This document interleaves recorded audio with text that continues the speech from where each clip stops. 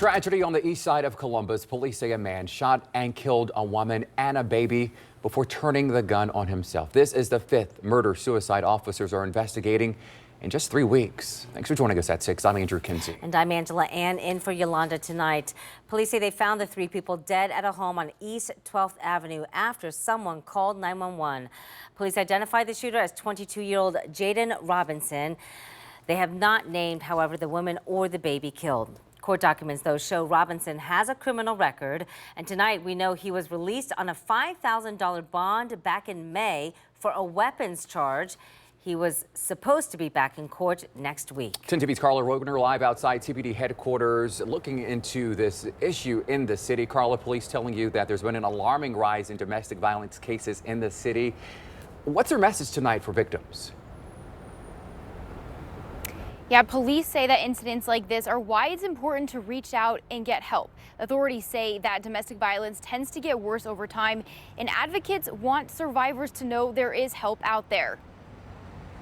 The 17th and 18th domestic violence homicides in Columbus in 2024, a woman and an infant. It's been pretty much normalized now, I hate to say that. Devastating for neighbors like Gary Carter, who grew up in this neighborhood. He says he's become accustomed to violence. I can't imagine what my mother and father would have thought if they just saw something like this.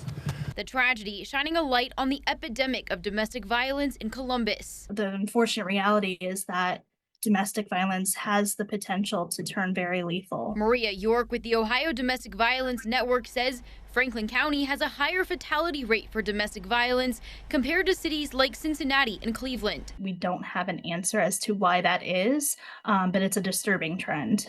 York says the demand for help is putting a strain on resources.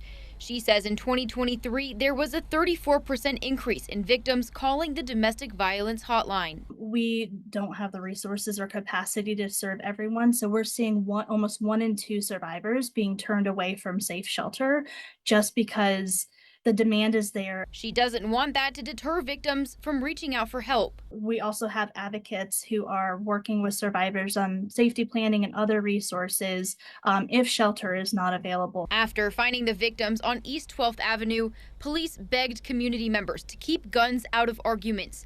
York says having a gun in the home can increase the risk of homicide exponentially. If they have a gun on them, they're still living with their abusive partner. The reality is that that can be turned against them, and the weapon that was going to protect them is used to murder them. And the first step to getting help is making that phone call to the hotline. From there, the Ohio Domestic Violence Network says its advocates can connect survivors with whatever they need, whether it's legal support, housing, or even access to support groups. Live in Columbus, Carla Rogner, 10 TV News.